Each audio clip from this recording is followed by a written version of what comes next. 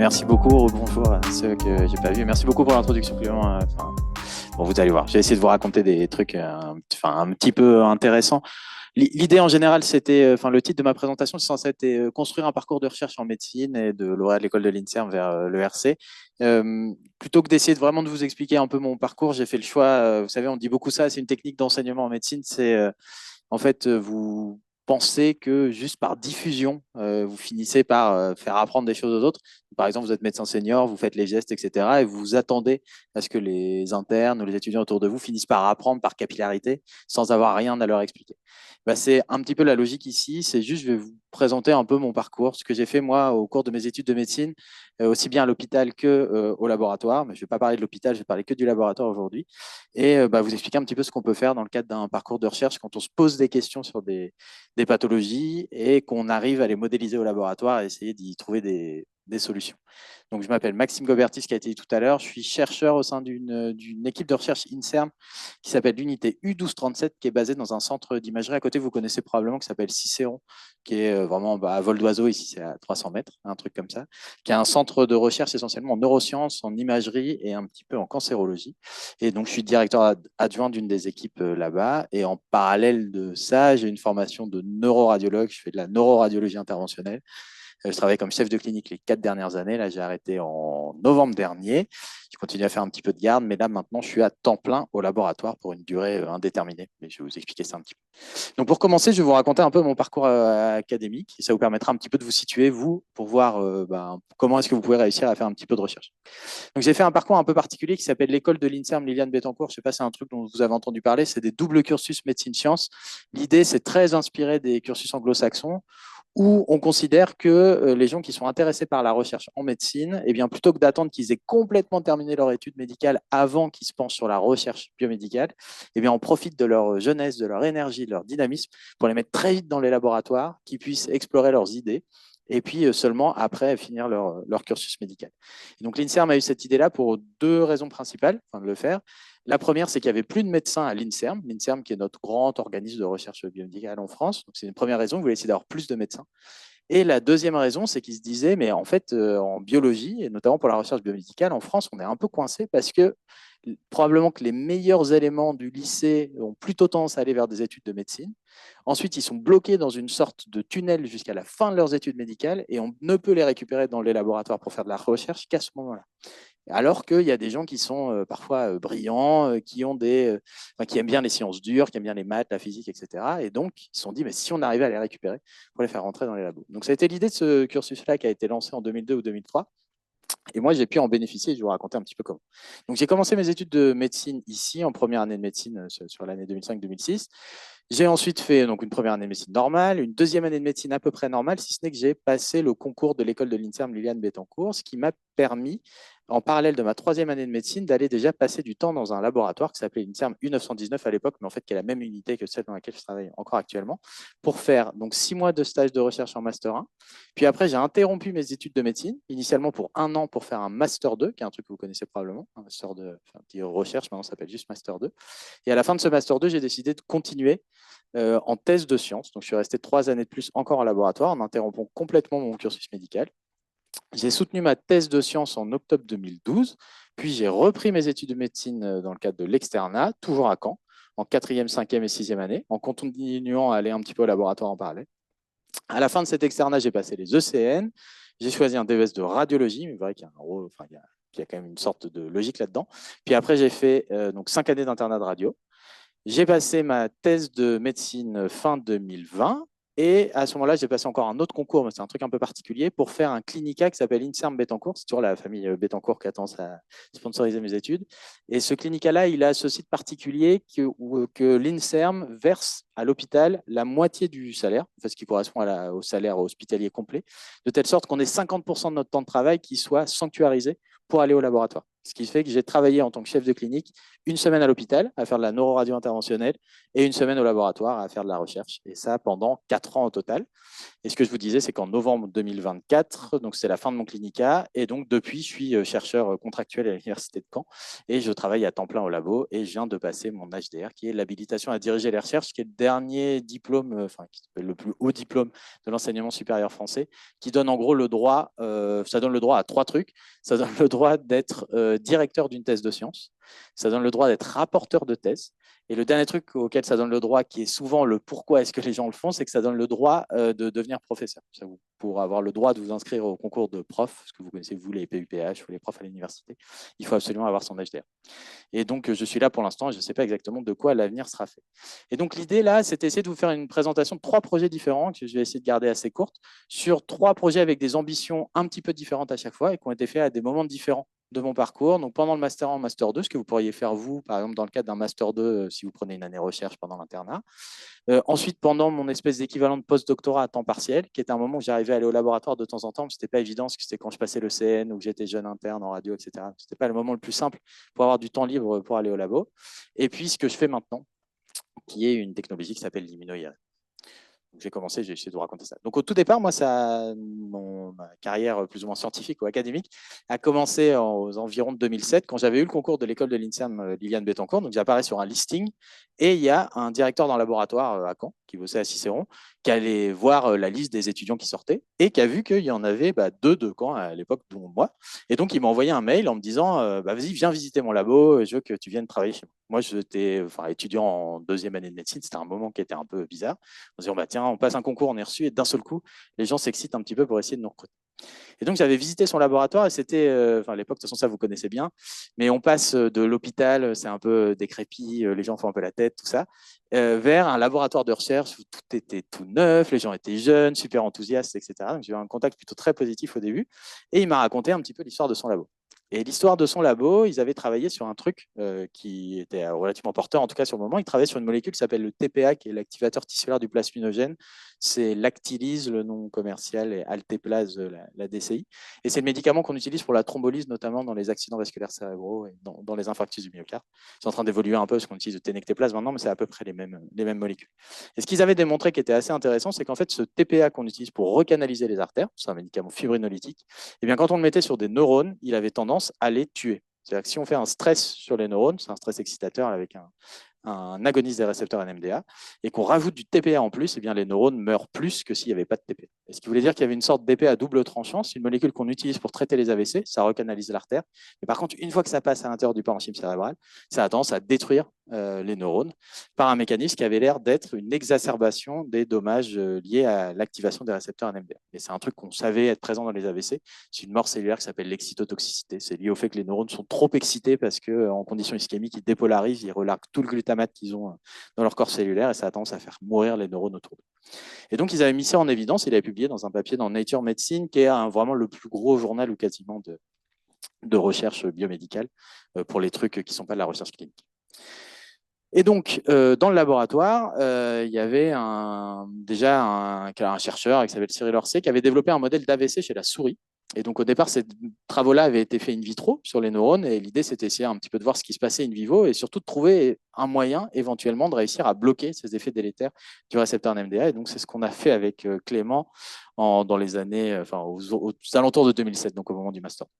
Donc, le modèle pour induire un AVC chez la souris, eh bien, un AVC ischémique, on met une espèce de micropipette en verre, c'est un truc extrêmement fin, ça mesure une trentaine de micromètres à la fin, et on l'introduit à l'intérieur de l'artère cérébrale moyenne de la souris. Donc, on fait une petite crânectomie, on expose son artère et on met la micropipette à l'intérieur de l'artère, on injecte de la thrombine et ça induit la formation d'un caillot. Ce caillot, il bloque l'artère et ça permet aux souris d'avoir un accident vasculaire cérébral ischémique comme ça pourrait arriver chez l'homme. Et chez ces animaux, comme ils ont un caillot qui sont faits de fibrine, on peut leur injecter du TPA après pour essayer de traiter leur AVC. Et à cette période-là, on commençait à se poser la question de est-ce qu'on ne pourrait pas utiliser quelque chose pour bloquer ces effets délétères du TPA. Et donc, c'est des manips qu'on avait fait avec Clément. On avait pris des groupes de souris à qui on avait fait un AVC. On avait laissé passer quelques minutes et on leur avait ensuite soit on les avait gardés éveillés sans rien de particulier et fait une IRM 24 heures après, ou alors on les avait endormis juste pendant la durée qui pourrait correspondre à celle d'une fibrinolyse, c'est-à-dire à peu près 1 heure, avec soit du propofol, soit de l'isoflurane, soit de la kétamine. Et quand on fait ça chez des animaux qui ne reçoivent pas de TPA, eh bien 24 heures après, ils ont tous exactement le même volume d'AVC, donc ça ne change rien de particulier. C'est normal, on le savait déjà, c'est qu'en fait, même s'il y a de la mort qui est dépendante des récepteurs NMDA, le fait de rajouter un antagoniste NMDA comme la kétamine, ça n'a pas d'influence sur le volume de lésion à distance. Par contre, chez des animaux qui reçoivent du TPA, cette fois-ci, eh bien, si on les anesthésie avec du propofol ou de l'isoflurane pendant la fibrinolyse, eh bien, ils ont des volumes de lésions qui sont à peu près les mêmes. Par contre, si on mélange le TPA avec de la kétamine permet de bloquer les effets délétères du TPA et donc on arrive à avoir un effet très bénéfique de la fibrinolyse chez ces animaux.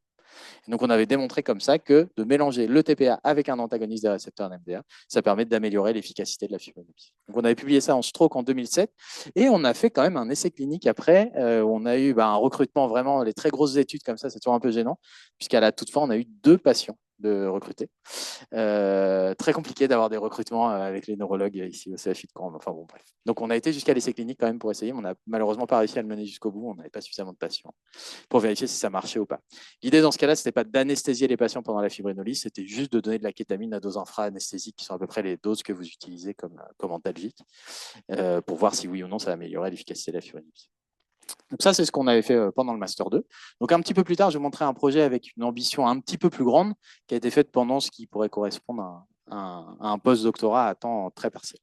Donc là, je vous ai montré un modèle d'AVC qu'on utilisait chez l'animal qui, en fait, ne ressemble qu'à un sous-type particulier d'AVC. Parce que quand on met une fibrinolyse en place chez les patients, ça marche. Enfin, la recanalisation, on l'observe dans à peu près 30% des cas. C'est-à-dire que dans 70% des cas, il n'y a pas de recanalisation. Et l'explication principale, c'est qu'en fait, les caillots, ils ne sont pas faits que de fibrine, mais aussi de plein d'autres constituants. Et c'est un truc qu'on avait démontré dans un article qu'on avait publié en 2014, qu'il y avait notamment une protéine qui jouait un rôle important dans la stabilité des caillots et qui n'était pas détruite par le TPA, qui s'appelle le facteur Villebrand, que vous connaissez probablement, le VWF, von Willebrand factor. Eh bien, ce facteur Villebrand, en fait, à l'intérieur des caillots sanguins, il tient les plaquettes les unes avec les autres, comme le fibrinogène aussi, qui est une des autres molécules qui est multivalente, qui permet de tenir les plaquettes les unes avec les autres. Donc, ce facteur Villebrand, il est constitué de petits monomères qui sont liés les uns aux autres par des ponts disulfures. Ça fait des très longues chaînes comme ça, et les plaquettes s'accrochent à ces longues chaînes. Comme une chaîne permet de lier plusieurs plaquettes, faut imaginer que ça permet d'avoir des caillots très consistants et très solides. Dans le corps, habituellement, pour éviter que ça se passe trop et qu'on ait de la thrombose qui apparaisse un peu partout et des agrégats plaquettaires, on a une protéine qui s'appelle ADAMTS13, qui est une protéase qui est capable de dégrader le facteur Villebrand. L'ADAMTS13, vous connaissez peut-être, puisque c'est une protéine qui est impliquée dans le purpura thrombotique thrombocytopénique, qui, quand elle est inhibée ou non présente, quand c'est une forme génétique. Et dans ce cas, il y a des très longues chaînes de facteurs Villebrand qui circulent et ça a tendance à créer des agrégats plaquettaires et donner des microangiopathies thrombotiques. Eh bien, voilà où on en était à peu près. Et puis, on a vu sortir un papier dans la littérature qui était un petit peu particulier, qui a été publié dans le Journal of Clinical Investigation, qui est aussi un gros journal de recherche biomédicale, qui avait découvert qu'on pouvait détruire le facteur Villebrand avec un produit que vous connaissez très probablement, qui est la N-acétylcystéine. En fait, l'explication, je ne sais pas si vous savez comment ça marche, le sirop contre la toux dit grasse, donc la N-acétylcystéine. Son fonctionnement, c'est un produit qui est capable de réduire les ponts disulfures. Et pourquoi est-ce qu'on utilise ça? Parce que le mucus qu'on a à l'intérieur des poumons, il est fait essentiellement d'une protéine qui s'appelle la mucine. Et la mucine est polymérise d'une façon un peu spéciale, qui est la formation de ponts disulfures entre des monomères de mucine. Quand les chaînes sont très longues, le mucus est très épais. Par contre, quand les chaînes sont plus courtes, le mucus est plus fluide, plus facile à expectorer. C'est pour ça qu'on en donne aux patients. Et en fait, cette mucine, ce n'est pas la seule protéine à polymériser de cette façon-là. Il y en a notamment une autre qui est le facteur Villebrand. Et donc, l'idée, ça a été de se dire, mais en fait, si ça se trouve, on pourrait réussir à détruire ce facteur Villebrand qui lie les plaquettes les unes aux autres grâce à de la N-acétylcystéine, comme si c'était des protéines de mucine, comme si c'était du mucus. Et donc, on a testé ça au laboratoire. On a d'abord fabriqué des caillots de plaquettes, des agrégats de plaquettes in vitro. Donc, en gros, on mélange des plaquettes avec du facteur Villebrand dans des espèces de petites cuves. Et puis, on induit l'agglutination des plaquettes. Donc, globalement, on met un activateur qui s'appelle la ristocétine qui change un petit peu la forme du facteur Villebrand, ce qui fait que d'un seul coup, ça attrape les plaquettes en solution. Et quand on fait ça, eh bien, les plaquettes forment des espèces de gros caillots, des gros agrégats. Et on peut mesurer au fur et à mesure du temps, en regardant la transparence de la solution. Quand les plaquettes sont bien isolées les unes des autres, ça absorbe beaucoup la lumière. Par contre, quand ça commence à faire des espèces de petits flocons, eh bien, la solution devient quasiment transparente et la lumière passe beaucoup plus facilement au travers. C'est ce qu'on appelle l'agrégométrie plaquettaire, qui est un truc qu'il y a dans tous les laboratoires d'hématobiologiques à l'hôpital notamment. Et donc, on a testé pour voir si on rajoutait de la N-acétylcystéine une fois que les caillots plaquettaires étaient formés, si on arrivait à les détruire ou non. Donc, c'est les courbes qu'on voit ici. Donc, on met de la ristocétine, ça induit l'agglutination des plaquettes. Vous voyez là, au fur et à mesure du temps, une augmentation de l'agglutination. Et puis, au bout de 2 minutes, on ajoutait soit du sérum physiologique, soit de la N-acétylcystéine, et on regardait ce qui se passait. Donc, si on met du sérum physiologique, eh bien, ça reste. On a une agglutination qui arrive quasiment à 100%. Si on met de la N-acétylcystéine peu concentrée, il ne se passe pas grand-chose. Par contre, dès qu'on augmente un petit peu les concentrations, vous voyez qu'on arrive à détruire ces agglutinats de plaquettes. Donc, ça marchait très bien. On a vérifié en histologie pour voir un petit peu la tronche des agrégats. Donc, ça, c'est les agrégats qu'on obtient si on rajoute juste du sérum physiologique. Par contre, si on rajoute de la N-acétylcystéine, vous voyez que ces agrégats, ils sont de plus en plus petits, notamment aux concentrations les plus élevées de N-acétylcystéine, où les plaquettes sont quasiment individuelles. Il n'y a presque plus d'agrégats qui sont présents. Donc, ça marchait très bien in vitro. On a ensuite testé in vivo. Donc, on s'est mis dans le même modèle expérimental que celui que je vous ai présenté tout à l'heure, qui s'appelle le modèle thrombine. Et on a utilisé un autre, qui est un modèle où on induit la thrombose de l'artère par le chlorure de fer. Le chlorure de fer, ça induit des caillots très riches en plaquettes, très résistants au TPA. Et donc, on a testé notre traitement là-dedans. Donc, on mesure le débit sanguin cérébral avec une petite fibre laser qu'on place sur la tête de la souris. Et on a comparé ici 2 groupes. Donc, un groupe qui reçoit du sérum Phi, qui est la courbe noire. Vous voyez que le débit sanguin cérébral reste tout en bas, une fois que le caillot s'est formé. Quand le caillot forme, ça chute. Et vous voyez que ça reste stable au fur et à mesure du temps. Par contre, si on rajoute de la N-acétylcystéine, vous voyez qu'on obtient des reperfusions qui ne sont pas complètes et pas parfaites, qui sont un petit peu par pic, parce qu'on détruit le caillot, mais il se reforme, puis il se redétruit, puis il se reforme, etc. Et ce qui est marrant dans ce modèle-là, qui est le modèle chlorure de fer, c'est que la N-acétylcystéine est plus efficace que n'importe quel autre agent qu'on ait testé, dont notamment le TPA, l'héparine, les antiaérants plaquettaires, les anti-GP2B3A, etc.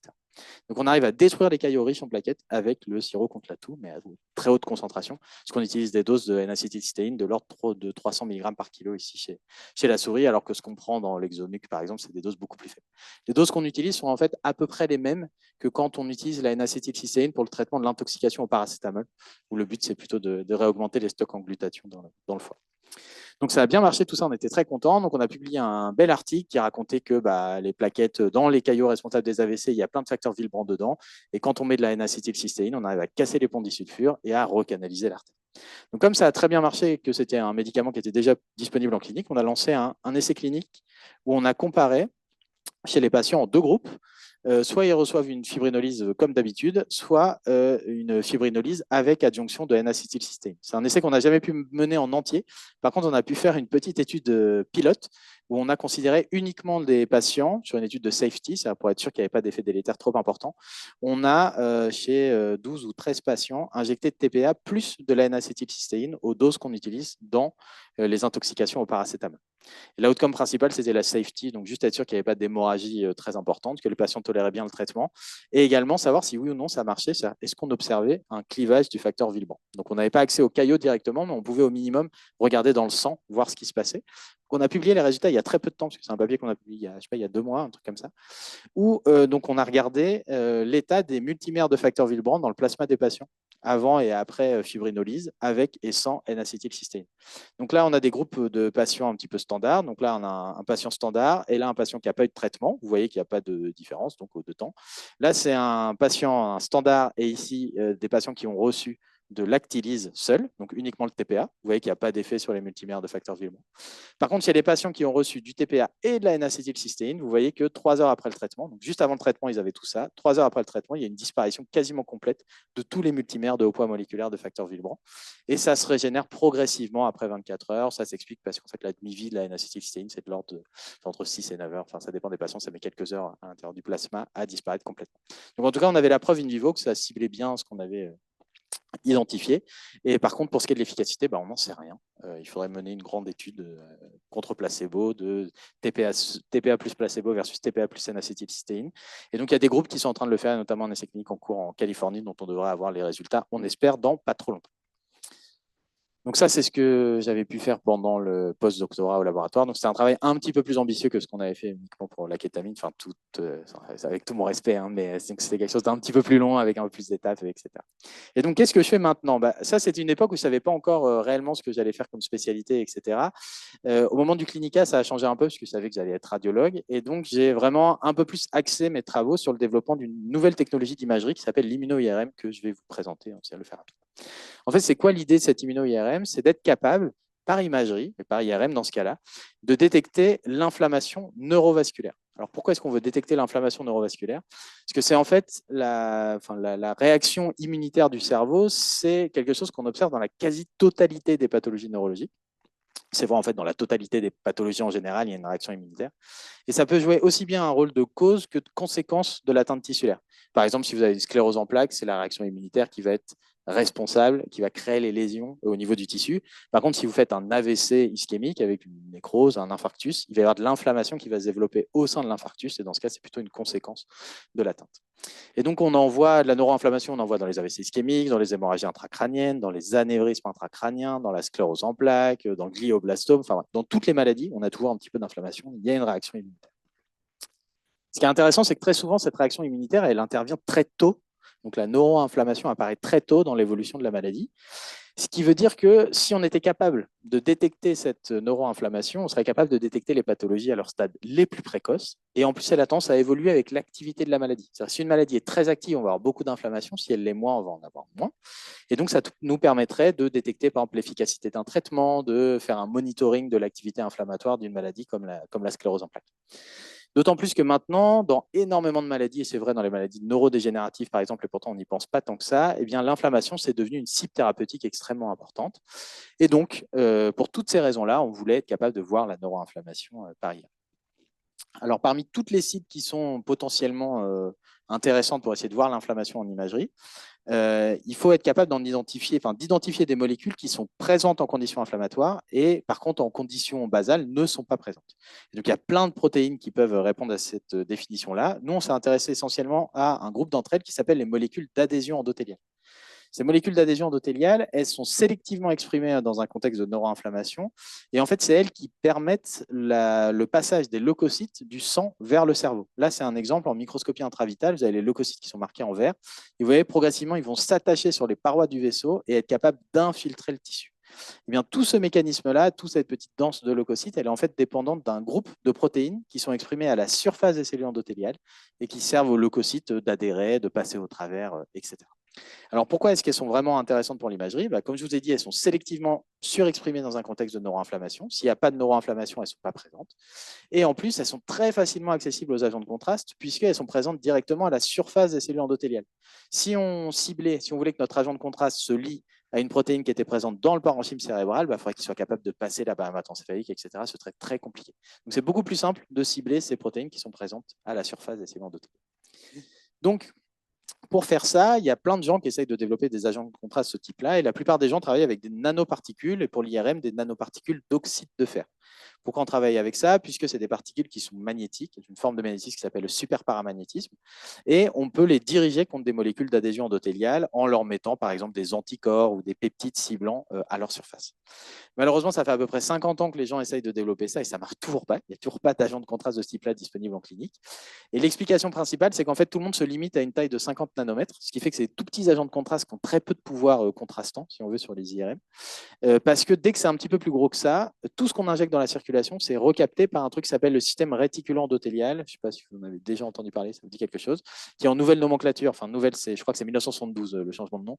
Ça s'appelle le système phagocytaire mononucléé, qui est le nouveau nom du système réticulant endothélial. Ce n'est pas très important. En tout cas, tout ce qui fait plus de 50 nanomètres, c'est éliminé très rapidement de la circulation en quelques secondes, minutes, si c'est trop gros. Nous, en tout cas, c'est ce que les gens croyaient. Nous, on a complètement changé de paradigme, si on veut. On a cassé le dogme des petites particules. On a dit, tant pis, on va prendre des trucs énormes. L'intérêt de prendre des trucs énormes qui mesurent de l'ordre du micromètre, c'est que si on mesure leur diamètre, si on passe de 10 nanomètres à 1 micron, on multiplie par 100 le diamètre.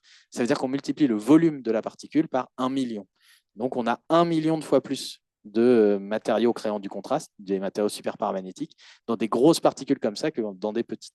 Et l'intérêt d'avoir quelque chose aussi gros, c'est que ça a tendance à interagir avec la paroi des vaisseaux, ce qu'on appelle la margination. Quelque chose de très gros, quand ça circule dans les vaisseaux, c'est un peu comme si vous faisiez passer un camion dans des routes sinueuses d'un petit village, bah, il a plus de chances de se taper un mur que si vous passez en vélo. Donc plus c'est gros, plus la probabilité d'interaction avec les parois est importante. Et pourquoi c'est important pour nous? Parce que la cible, les cellules d'adhésion endothéliale, elles sont sur les parois. Donc si on veut que notre agent de contraste se lie à la cible, il faut qu'il interagisse à un moment ou à un autre avec les parois. L'autre intérêt, c'est quand c'est très gros comme ça, c'est que ça ne peut pas extravaser de façon passive. C'est-à-dire si vous injectez quelque chose de trop petit, bien même s'il n'y a pas d'inflammation, si c'est capable de traverser la barrière hémato-encéphalique et de s'accumuler de façon un petit peu passive, bah, vous allez avoir du signal. Mais ce signal, il n'est pas lié à la présence d'inflammation et de la cible, il est uniquement lié au fait que la barrière hémato-encéphalique est perméable et donc que l'agent de contraste arrive à traverser. Et malgré tout, ça reste quand même nettement plus petit que les éléments figurés du sang. Si on met à l'échelle, c'est beaucoup, beaucoup plus petit qu'un érythrocyte. Donc si on l'injecte par voie intraveineuse, ce truc-là, ça arrive bien à circuler partout dans le corps sans problème. Donc, ce qu'on a, la technologie, en tout cas, on appelle ça comme ça, qu'on a développée, s'appelle l'immuno-IRM. Et en gros, ça combine des particules d'oxyde de fer de taille micrométrique avec des anticorps monoclonaux dirigés contre les molécules d'adhésion endothéliale. Donc, l'idée en général, c'est qu'on va les injecter par voie intraveineuse. Ça va les s'accumuler sur les sites où il y a du trafic leucocytaire, là où il y a de l'inflammation. Et ensuite, on va être capable de les révéler par IRM sur des séquences qui sont sensibles au fer, comme les séquences T2 étoiles ou de susceptibilité magnétique. Là, c'est un schéma pour comprendre un peu comment ça marche. Si on se met dans un état un petit peu basal, quiescent, donc un patient qui n'aurait pas d'inflammation, ou une souris là en l'occurrence, les cellules endothéliales du cerveau sont quiescentes. Si on injecte nos particules, elles ne vont pas se lier sur les bords, donc on ne va rien avoir de spécial sur l'IA. Par contre, s'il y a de l'inflammation, les cellules endothéliales s'activent, expriment des molécules d'adhésion endothéliale. Les particules vont se lier en fonction du niveau d'expression. S'il n'y a pas beaucoup d'expression, elles vont se lier un peu. S'il y en a beaucoup, elles vont se lier beaucoup. Et ça va induire des modifications de signal sur l'IRM. Et comme ça, on va être capable de le voir. Donc pour faire ça, au tout départ, on a travaillé essentiellement avec des particules commerciales. C'était un peu une preuve de concept, qui sont des particules qu'on utilise pour autre chose normalement, qui sont des particules de polystyrène avec des nanoparticules d'oxyde de fer dedans. De toute façon, peu importe. Et on a testé ça dans plein de modèles. Donc, notamment, on a voulu essayer de voir si on arrivait à détecter la neuroinflammation dans l'AVC ischémique. Donc là, c'est toujours un modèle d'AVC ischémique. On a bouché l'artère cérébrale moyenne chez la souris. On a attendu 24 heures et on lui a fait une IRM. Et vous voyez que sur l'IRM, ça ressemble à ce qu'on voit chez l'homme. On a un hypersignal T2 qui correspond à l'infarctus cortical de la souris. Et donc là, à gauche, vous avez l'image avant et à droite, après injection du produit de contraste. Et donc, vous voyez apparaître tous ces petits points noirs et très noirs qui correspondent au vaisseau où il y a une activation des cellules endothéliales et là où il y a du trafic leucocytaire. Et donc, ça nous permet de révéler la zone inflammatoire à l'intérieur du cerveau après l'AVC. En utilisant cette technique-là, on a notamment été capable de mettre en évidence ce qu'on appelle une pénombre inflammatoire. C'est-à-dire que vous voyez que la région inflammatoire du cerveau, quand on a un AVC, elle est beaucoup plus grande que la taille de l'infarctus. Ce n'est pas limité juste à l'infarctus, ça dépasse assez légèrement, enfin assez largement. Et ce qui est intéressant, c'est que la zone qui est plus ou moins concernée par l'inflammation, mais qui n'est pas encore morte, et bien, si on la suit pendant plusieurs jours, on voit qu'il y a des mécanismes de mort cellulaire à l'intérieur.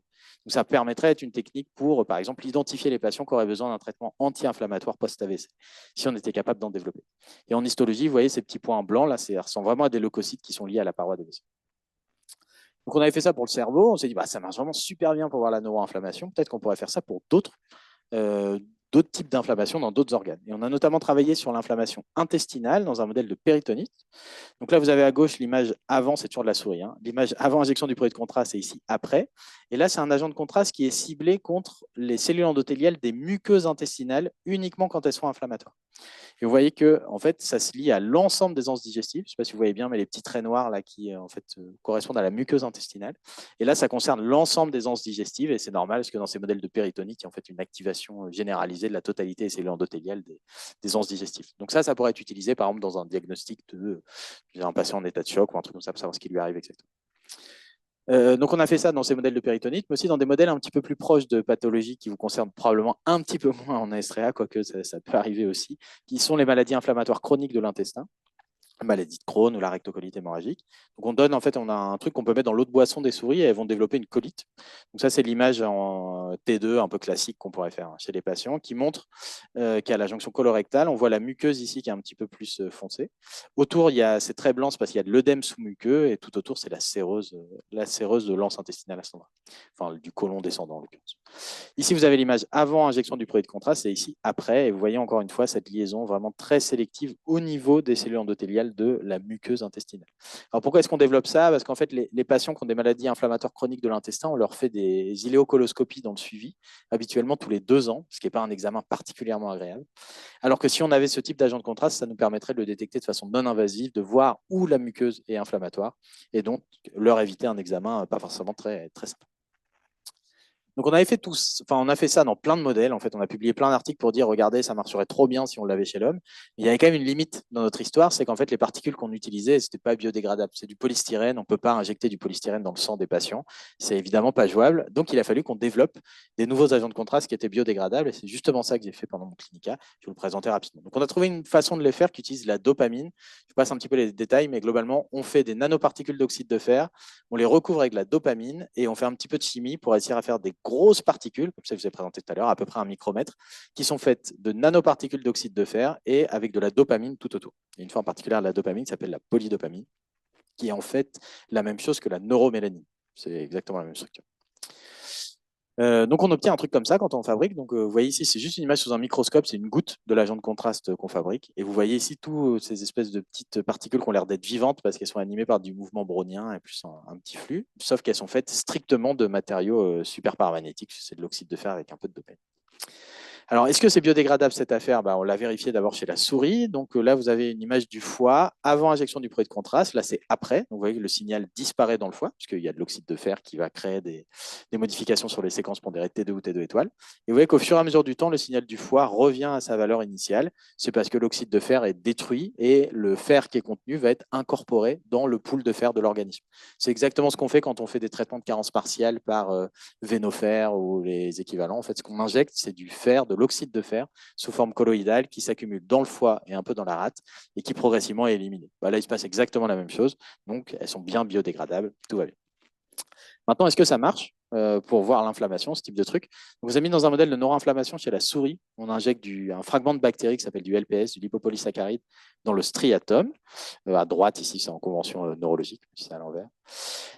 Si on injecte des particules contrôle, donc qui sont ciblées contre rien du tout, c'est juste pour vérifier qu'elles circulent bien et qu'elles ne posent pas de problème. Là, vous avez une image toutes les 5 secondes. Vous voyez, après injection, le signal chute dans les vaisseaux du cerveau, puis progressivement, les particules elles sont recaptées par le foie, par le système réticulé endothélial, et donc ça fait que la concentration dans le plasma va chuter très rapidement et le signal va revenir à sa valeur de base. Donc ça veut bien dire que les particules ont été injectées, ont circulé, ont traversé la microcirculation cérébrale, sont reparties dans les veines et ont fini par être recaptées par le foie. Donc ça, c'est avec les particules contrôle. Maintenant, si on fait la même chose avec des particules dirigées contre VCAM1, vous voyez que très rapidement, elles vont s'accumuler, notamment là où on a injecté du LPS, puisque c'est là où il y a de l'inflammation. Ce qui est intéressant ici, c'est qu'on arrive à faire ce diagnostic en quelques secondes, parce que c'est une image toutes les 4 secondes, en fait, elles sont faites dans ce cas-là. Alors que l'imagerie standard, l'imagerie de T2, elle ne nous révélait pas vraiment de différence entre la gauche et la droite, c'est-à-dire qu'on est sur des niveaux inflammatoires qui sont en dessous, en tout cas, de ceux qu'on est capable de détecter par imagerie. Donc, on est bien, bien plus sensible que l'imagerie T2 ou FLAIR, par exemple, qu'on pourrait faire chez nous. Donc, on peut faire avec des images pas très belles comme ça, ou on peut faire des images très haute résolution. Là, c'est un exemple sur une imagerie 3D T2 étoile du cerveau de souris, avant et après injection du produit de contraste. Et vous voyez encore tous ces petits points noirs, très noirs, qui correspondent aux régions où il y a une activation des cellules endothéliales du trafic leucocyte. On peut faire une soustraction des deux pour isoler le signal qui vient sélectivement de l'agent de contraste qu'on a injecté et faire une reconstruction tridimensionnelle de la réaction neuro-immunitaire cérébrale qui montre notamment l'activation de striatum ici, mais aussi dans les méninges. Vous voyez qu'il y a pas mal de marquages méningés, ce qui fait partie des choses assez rigolotes. C'est que c'est un modèle de méningo-encéphalite, donc on arrive aussi très bien à voir l'inflammation leptoméningée dans ce contexte-là. Donc tout ça, ça marche pas si mal. Il y a une des limites, c'est qu'il y a donc on est content, on arrive à avoir l'inflammation dans la quasi-totalité des organes, un peu comme on veut. Une des limites qu'on a, c'est qu'il y a certains organes qu'on ne peut pas imager en IRM. Un des exemples, c'est le poumon. Le poumon, pour l'IRM, ce n'est pas terrible. Or, on aimerait bien être capable de détecter l'inflammation pulmonaire. Et donc, pour ça, on a la chance dans le laboratoire où on est de disposer d'une autre modalité d'imagerie qui est en cours de développement pour l'homme. Vous n'avez probablement jamais entendu parler, mais peut-être que ça finira par arriver à l'hôpital. Et donc, je serais content, c'est ici que vous en aurez entendu parler pour la première fois, qui s'appelle l'imagerie à particules magnétiques. Ce n'est pas tout à fait comme l'IRM. Quand on fait de l'IRM avec des agents de contraste, ce qu'on voit, c'est l'impact de l'agent de contraste qu'on injecte, son influence sur la magnétisation de l'eau qu'on a dans les tissus. Donc l'agent de contraste influence la magnétisation de l'eau, et ce qu'on mesure, nous, c'est la magnétisation de l'eau. Ici, c'est différent avec l'imagerie à particules magnétiques, ça détecte directement la magnétisation de l'agent de contraste en lui-même. Donc, c'est plusieurs ordres de grandeur plus élevés, et donc on a une bien meilleure sensibilité pour la détection. Je vous passe un peu sur les bases physiques, mais globalement, ça permet de détecter toutes les zones du corps où il y a des matériaux super paramagnétiques. Et on a ici, donc à Caen, le seul appareil en France, un des rares dans le monde, qui permet de faire ça chez la souris, l'imagerie à particules magnétiques. Donc, qu'est-ce que ça donne en pratique? Ça donne des images un petit peu de ce type-là. Donc, c'est toujours le même modèle de neuroinflammation. On a de l'inflammation dans le striatum, c'est des coupes coronales dans ce cas-là. Si c'est des animaux contrôle, il n'y a pas de particules qui se lient. Et comme dans le corps, on n'a pas du tout de matériaux super paramagnétiques de base, normalement, sauf si on a avalé quelque chose. Et bien dans ce cas, enfin avaler, vous savez ce que ça veut dire, avaler. C'est pas toujours avaler, mais globalement quelque part dans le tube digestif. Dans ces cas-là, vous voyez, comme on n'a rien à l'intérieur du corps, ça ne donne pas du tout de signal. Donc, on ne voit rien de spécial. Par contre, dans les animaux qui ont de l'inflammation, là où les particules se sont liées à l'intérieur du striatum, eh bien, ça nous fait des cartographies de ce type-là qui ressemblent un peu à des imageries TEP. Donc, c'est une sorte de TEP, mais sans utilisation de radiation ionisante. Ce qui est intéressant, c'est que ça nous permet de faire des reconstructions aussi, là encore, tridimensionnelles de la réaction inflammatoire cérébrale en quelques secondes, puisque les acquisitions corps entier chez la souris, comme ça, par exemple, c'est à peu près 2 minutes. Donc, chez l'homme, on pourrait arriver à peu près aux mêmes cadences d'image. Donc, ça nous permet en quelques secondes de faire un diagnostic d'inflammation cérébrale. Donc, ça marche très bien pour le cerveau. On a voulu tester pour le poumon. Donc, ça, c'est un exemple chez la souris dans un modèle on pourrait qualifier de SDRA, d'inflammation pulmonaire induite par un fragment de bactérie, encore du LPS. Donc ça, c'est le type d'image qu'on arrive à obtenir. Vous avez une reconstruction en 3D de l'inflammation dans les 2 lobes pulmonaires de la souris après qu'on lui ait mis du LPS dans les narines. Donc ça, il faut imaginer, par exemple, un patient qui arriverait avec de la fièvre aux urgences, on ne sait pas trop d'où ça vient, vous lui injectez par voie intraveineuse le traceur, vous le mettez en corps entier à l'intérieur du MPI, ça vous fait une cartographie tridimensionnelle en vous disant, bah voilà, son infection, elle vient du poumon ou du rein, ou où on veut, en quelques secondes potentiellement, si on arrive à avoir cette technologie-là de disponible pour l'homme. Justement, la disponibilité chez l'homme, c'est un des problèmes. Dans les technologies qu'on utilise pour l'instant, ce que je vous ai présenté, c'est essentiellement chez le rongeur. Donc, on a travaillé chez la souris, un petit peu chez le rat, mais je ne vous ai pas montré d'autres espèces animales. Et donc, c'est un des trucs qu'on développe au laboratoire. On travaille sur du primate non humain qui ont l'intérêt d'avoir une excellente similarité entre leurs molécules d'adhésion endothéliale, entre l'homme et les primates non humains. Donc, comme c'est très proche, on peut utiliser le même agent de contraste. Alors que ceux qu'on utilise pour la souris, chez le rongeur en général, ils sont spécifiquement dédiés pour la souris. Un des autres avantages de travailler avec ce type de gros animaux, relativement gros animaux, c'est qu'on peut utiliser des IRM cliniques et donc vraiment les utiliser dans l'environnement qui ressemble beaucoup à celui qu'on aurait à l'hôpital. Donc là, en l'occurrence, on a fait un modèle de neuroinflammation sur le saimiri, qui est le singe écureuil, le squirrel monkey. Donc c'est un exemple de ce que ça donne. Ici, vous avez l'image. Donc on a fait une injection de LPS dans le striatum ici, du côté droit. Donc vous voyez qu'on ne voit rien de spécial sur l'imagerie de T2. C'est vraiment très difficile de voir une différence entre la gauche et la droite. Ici, vous avez l'image avant injection du produit de contraste. Ici, après injection d'un agent de contraste contrôle, donc qui se lie nulle part, qui a des immunoglobulines polyvalentes à la surface, donc on ne voit rien de spécial. Et ça, c'est après injection d'un agent de contraste dirigé contre VCAM1. Et vous voyez qu'on arrive à révéler le site inflammatoire à l'intérieur du cerveau. Donc ça marche aussi chez le singe. Ici, c'est l'image 3D pour vous donner un petit peu une idée de à quoi ça ressemble. Vous avez l'image avant et ici après. Ça a des très gros yeux, ces trucs-là. Donc on voit non seulement l'inflammation dans le striatum, mais aussi cette inflammation leptoméningée. Vous voyez qu'on a du marquage noir ici, là, dans le fond des sillons. Et on voit aussi, proche de la zone où on fait la crânectomie, on a un petit peu d'inflammation, il y a une inflammation un petit peu. Donc cette technologie-là, potentiellement, exactement sous la forme qu'on l'utilise chez le primate non humain, pourrait être utilisée chez l'homme pour peu qu'on ait l'autorisation, qu'on ait vérifié qu'il n'y avait pas de problème de toxicité, etc. Mais on aurait comme ça la possibilité de faire des diagnostics d'inflammation cérébrale ou dans les autres organes de façon complètement non invasive. Et donc voilà, ça c'est ce que je suis en train de faire. C'est dans ce contexte-là que j'ai eu des financements pour mener ce type de recherche, parce que ça coûte un peu cher. Et donc on a eu un peu plus de 4 millions d'euros cette année, en fin d'année dernière, pour mener les travaux sur le développement de ce type d'agent de contraste pour voir plein de choses. Non seulement l'inflammation cérébrale, mais aussi d'autres trucs.